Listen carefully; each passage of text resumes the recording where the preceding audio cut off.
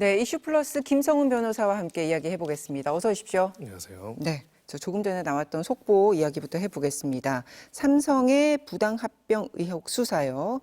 이와 관련해서 이재용 회장에 대해 1심 선고가 나왔는데 무죄 판결이 나왔습니다. 그래서 결국에는 이게 2018년 11월부터 시작된 수사였고요. 이 내용부터 좀 설명을 해주시면요. 네, 간단하게 일단 이 사건이 복잡하지만 일단 핵심은 이재용 회장의 경영권 승계를 목적으로 삼성물산과 제일모직의 합병이 인위적으로 이루어졌고 이 과정에서 삼성물산의 가치는 낮추고 제일모직의 가치는 높이는 인위적인 시세 조종을 했다. 그래서 시세 조종과 관련된 자본시장법 위반 혐의 그리고 또 이 과정에서 제일모직의 자회사가 보유하고 있었던 삼성바이오로직스가 보유하고 있었던 삼성바이오에픽스의 특정한 권리, 콜옵션된 권리를 일부러 공개하지 아니함으로써 회계부정을 저질렀다라는 혐의 이것을 총칭해가지고 이번 사건에서 이제 기소가 됐던 거고요. 이 사건에서는 결론적으로는 법원에서는 1심 법원에서는 무죄로 판단했습니다. 즉 경영권 승계 목적으로 합병이 있지도 않았고 또 합병 과정에서 이러한 시세 조종이나 회계 부정도 없었다고 판단한 것이죠. 지난해 11월에 검찰은 이 모든 것들의 혐의 있음으로 징역 5년을 구형했었단 말입니다.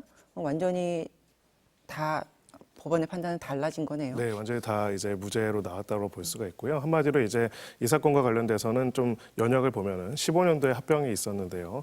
처음에 문제가 제기됐던 거는 당시 합병 비율이 적정한 거에 대한 문제 제기들이 있었습니다. 두 번째로 또 문제 제기됐던 거는 소위 말하는 삼성바이오로직스 분식 회계 사태라는 게 있었죠. 당시 삼성바이오로직스의 회계와 관련돼서 바이오로직스의 자회사인 삼성바이오에픽스가 있었는데 이 에픽스와 관련돼 가지고 원래는 삼성바이오로직스가 보유하고 있는 회사로 공시가 되어 있었는데 알고 보니까 합작한 바이오젠이 이 회사의 주식의 과반 이상을 가져올 수 있는 혹은 과반에 가까운 것들을 가져올 수 있는 그런 권리가 있다는 것들이 나중에서야 오픈이 돼서 그러면 이걸 일부러 3년 동안 공개를 안 한 것이 특정한 목적에서의 회계 부정이 아니냐라는 문제 제기가 있었고요. 네. 거기서 이제 또 다른 수사로 하나 이어진 게 국정농단 수사가 있었죠. 결국은 경영권 승계를 위한 전반적인 과정에서 각각의 회사들의 주가를 관리하고 그러한 목적에서 소위 말하는 프로젝트 G라고 했는데 그러한 경영권 승계 작업의 목적으로 이제 이 사건의 합병 또한 이루어지고 그 과정에서 합병 과정이 불공정하게 이루어졌다는 것이 핵심적인 취지였습니다. 그러니까 이재용 회장이 개인 이익을 염두에 둔 적이 없었고 절차를 지킨 합병이었다 이런 줄곧 주장이 있었는데 이걸 법원이 이제 다 받아들인 건데 과거에 아까 말씀하신 그 국정농단 뇌물 사건으로 이재용 회장은 두 차례 수감 생활을 했는데 이 부분에 대해서는 법원이 판단이 이제 끝이 난 거잖아요. 그렇습니다. 하지만 이제 거기서는 이런 부당 합병을 하기 위해서 뭔가 뇌물을 줬다 이제 이런 이유 때문에 수감 생활을 했던 건데 그러면 오늘의 결과가 그 어떤 연결고리를 봐야 될까요? 조금 구체적으로 말씀을 드리면 이제 그 사건에서 특정한 합병 사건에 대한 청탁이 있었다 이렇게 판단하지는 않았었고요. 근데 전반적으로 이제 검찰은 당시에 승계 작업이라는 게 존재하고 그 승계를 위한 어떤 여러 가지 재반 절차들이 진행되고 있었고 이 승계 작업에 있어가지고 소위 말해서 편의 등을 봐줄 것을 목적으로 부정한 청탁을 했다라는 혐의에 대해 가지고 대법원이 인정을 했다 이렇게 볼 수가 있습니다. 그러면 여기서 말하면 경영권 승계를 위한 일정한 작업들이 있었다는 거 그리고 그 과정에서 부정한 청탁을 해서 뇌물을 공유했다는 거 이거는 대법원의 판정이 된 거고요. 그럼 이번에 이 사건과는 어떤 관련성이 있냐? 관련성이 있는 부분도 있고 약간 다른 부분도 있습니다. 있는 부분은 먼저 이제 승계 작업으로서의 전체적인 당시 경영권 승계를 위한 삼성그룹 차원에서의 행위가 있었는가 첫 번째고요. 일단 이거는 대법원 판결에 의하면 있다라고 본 것이고요. 혹은 있을 예정이었다라고 본 부분이 있고 그로 인한 부정한 청탁도 인정이 됩니다. 그러면 두 번째로 그러면 이 합병이 그러한 승계 작업의 일환으로서 승계 작업의 목표로서 부정하고 불법적인 방법을 동원해서 이루어진 것인가 여기에 대해서 아주 명확한 판결은 없었습니다. 아직은요. 근데 어쨌든 1심 법원에서는 그 부분에 대해서 그런 불법적인 행위나 승계 목적으로 이 합병이 진행됐다고 볼 수가 없다라는 판단이 나온 것이죠. 오늘 1심 판결이 어쨌든 무죄가 나왔기 때문에 검찰의 항소 가능성이 있어 보이는데 검찰의 입장이 나온 게 있습니까? 네, 뭐 방금 나왔기 때문에 바로 나온 건 아직은 없지만요.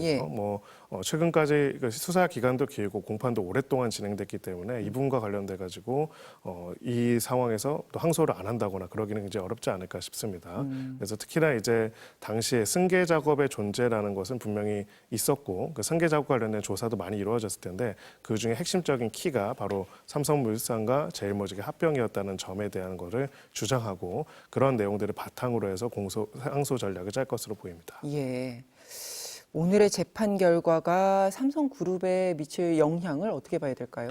일단은 삼성그룹으로서는 삼성그룹이 그동안 이야기해왔던 내용들이 다 받아들여졌기 때문에 뭐 사실은 그 경제 결과에는 만족할 것으로 보이고요. 특히나 이제 이 합병과 관련돼서 합병은 통상적인 경영적인 목적으로 이루어진 것이고 실제로 주주들 삼성물산 주주들한테도 이득이 됐고 특별한 문제가 없었다라는 기존의 주장을 1심 법원이 전부 다 수용을 해준 상황이기 때문에 네. 그런 부분에서 굉장히 환영을 하겠지만 또 이 사건과 관련돼서는 검찰이 항소를 하고 또 만약에 상고도 어느 쪽이든 할 가능성이 높기 때문에 최종적인 확정까지는 상당한 시간이 걸릴 것으로 보입니다. 이 사건이 기소 후에 지금 1심까지만 해도 3년이 넘게 걸린 재판이잖아요. 그래서 항소를 하게 되고 하면 삼성의 이른바 사법 리스크 이 부분이 해소되기까지는 어느 정도의 시간이 걸리겠다 이렇게 예측할 수 있을까요? 네, 최소한 3년 정도는 걸릴 가능성이 높습니다. 왜냐하면 이제 기본적으로 그 1심보다는 항소심이 아무래도 적게 시간이 소요되기는 하지만은 그래도 무죄 판결에 대해서 얼마나 치열하게 다투는지에 따라 가지고 굉장히 길어질 수 있고요. 기본적인 사건의 핵심 쟁점 자체가 많은 상황이기 때문에 그런 면에 있어 가지고는 굉장히 시간이 걸릴 것으로 보입니다. 알겠습니다. 다음 주제 넘어가죠. 사법농단 의혹의 핵심 인물로 꼽혔던 임종헌 전 법원 행정처 차장의 1심 결과도 조금 전에 나왔는데요. 내용부터 설명해 주시면요. 네, 이제 사법농단이라는 것이 그런 것이 있었죠. 여러 가지가 있었는데 특히 당시 사법행정권을 가지고 있는 사법행정처에서 법원행정처에서 관련돼서 특정한 법원 도입 등의 목적을 이유로 해서 당시의 여당 혹은 당시의 정부 쪽의 편의를 위해서 혹은 그걸 위해서 여러 가지 재판들에 개입을 하거나 관련된 거를 따르지 않는 이제 법관들에 대해서 블랙리스트를 작성하거나 또 이런 부분들이 대해서 문제가 있다라는 것이 사법농단이라고 이제 자리 잡혀서 문제가 제기가 됐었고요. 관련돼서 직권남용 권리행사 방해죄나 위계에 의한 공무집행 방해 등의 혐의로 고소와 그다음에 기소가 이루어졌습니다. 고발과 기소가 이루어졌습니다. 네. 이 사건 관련돼 가지고는 이제 양승태 전 대법원장 관련해서 얼마 전에 판결이 선고가 됐고 거의 무죄가 선고가 되었죠. 예. 다 무죄가 선고가 되었죠. 다만 임 전 차장 관련돼서는 일부 유죄가 판단이 됐습니다. 약 30가지의 혐의가 있었는데 대부분은 유사하게 무죄가 선고가 됐는데 여당 의원 혹은 정부 쪽 그리고 청와대를 위해 가지고 특정한 문건 등을 작성하거나 하도록 한 혐의점에 대해서는 유죄가 인정이 됐습니다. 그러니까요. 지난 26일입니다. 양승태 전 대법원장에 대해서 1심 전부 이제 무죄 선고가 나왔는데 사실상 이제 임 전 차장이 당시 사법부의 3인자였고요. 그래서 혐의도 양 전 대법원장과 상당 부분이 겹쳤습니다. 그리고 그 당시에 판결이 나올 때 양승태 전 대법원장에 대해서는 무죄를 선고하면서도 임 전 차장은 직권남용이 맞다 이런 내용이 있었지 않습니까? 네, 그렇습니다. 결국은 이제 이 사건 관련돼서는 양 전 대법원장 같은 경우에는 두 가지가 있었습니다. 법리적으로 재판에 개입할 수 있는 권한이 있는가? 권한이 없다면은 그 권한이 없기 때문에 직권에 남용하고 싶어도 남용할 수 있는 권한이 없지 않느냐. 이래서 무죄가 나온 부분도 있지만 한편으로는 직접 실행행위를 한 부분에 대한 지시와 용인이 있었느냐에 대해서 입증이 안 됐다는 부분도 있었습니다. 다만 반면에 임 전 차장 같은 경우에는 직접적인 실행행위를 한 증거 부분들이 일정 부분 나타난 부분들이 있고요.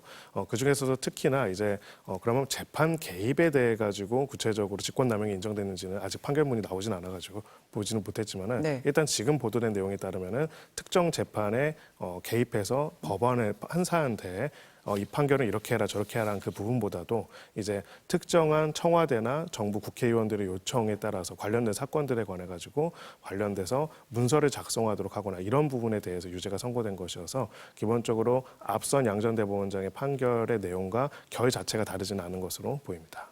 임 전 차장이 특정 법관 모임을 와해하려고 했다는 혐의도 있었지 않습니까? 네, 그렇습니다. 예. 이 부분에 대해서는 지금 유무죄 여부는 한번 확인을 해봐야 할 것 같고요. 일단은 지금 구체적으로 유죄가 나온 부분들은 아까 말씀드렸던 그런 부분들이 좀 더 집중적으로 되어 있고 나머지 총 30가지의 혐의점들이 있었는데 대부분에 대해서는 무죄가 선고가 됐습니다. 네, 그러면 결국에는 사법농단의 몸통이 임 전 차장이다. 이런 결론으로 내릴 수 있는 걸까요? 네, 결국 사법농단이라는 곳의 큰 틀에 있었던 여러 요소들 중에서 상당 부분에 대해서는 결국 임 전 차장에 대해도 무죄가 나온 것으로 보이고요. 아직 확정된 건 아니지만은요. 결론적으로는 그거 외에 일부 당시 법원 행정처 차원에서 정치 권력에게 특정한 아젠다를 제시를 하면서 관련돼서 협력하거나 했던 부분들은 유죄로 인정됐다 이렇게 볼 수가 있습니다. 이 사법농단 관련해서 재판에 넘겨진 전현직 법관이 14명이었고 세 번째로 이제 유죄 판결을 받은 사례가 되는데 그러면 나머지 이제 재판 더 있을 게 없나요? 네, 이제 뭐 1심 법원이기 때문에요. 이제 앞으로도 항소심이나 대법원 판결은 계속 남아 있을 것으로 보입니다. 그래서 재판은 뭐 항소를 할 경우에는 계속 이어질 것으로 보이고요. 이 경우에 이제 지금 특히나 이제 그 양전 대법원장에 대한 판결도 1심 법원 판결이기 때문에 여기에 대해서는 또 법리적으로 어떻게 볼 것인지가 논의가 될 것으로 보입니다. 특히나 권한이 없기 때문에 직권을 남용할 수 없다라는 이제 기본적인 법리 그 자체는 사실 틀린 부분은 없는데 네. 결국은 이 부분에 있어서 그러면 실질적으로 권한이 아니라 포괄적으로 그런 지위가 있고 그런 권한을 행사할 수 있는 여지가 있는 경우 그런 권한에 영향을 미칠 수 있는 재판에 영향을 미칠 수 있는 인사권들을 가지고 있는 경우 또한 그러한 권한으로 볼 수 있는지 없는지가 법리적으로 다투어질 것으로 보이고요. 그 외에 개별적인 행위에 대한 입증에 대해서는 입증이 없다라고 하는 부분에 대해서는 그럼 구체적으로 관련돼서 어떤 부분들을 입증할 수 있는지가 쟁점이 될 것입니다.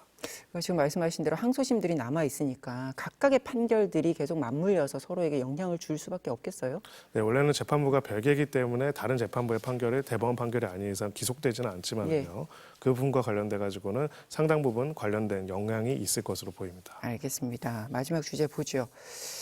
30대 남편이 아내에게 성인방송 출연 등을 강요해서 결국 아내가 극단적인 선택을 하게 한 사건. 이게 저희가 지난달에 MBC 보도를 통해서 이제 알려졌던 건데 어제 그 전직 군인인 남편 김모 씨가 구속이 됐습니다. 사건 개요를 정리해 주시면요.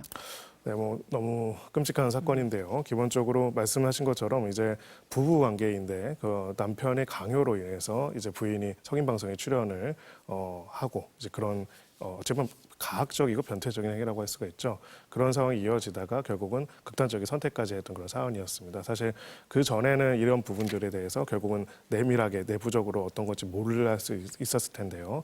이제 돌아가시고 나서야 이제 유족들의 관련 고소로 수사가 진행이 되었고 이제야 이제 사법적인 판단을 처벌을 받기 시작한 것이라고 볼 수가 있습니다.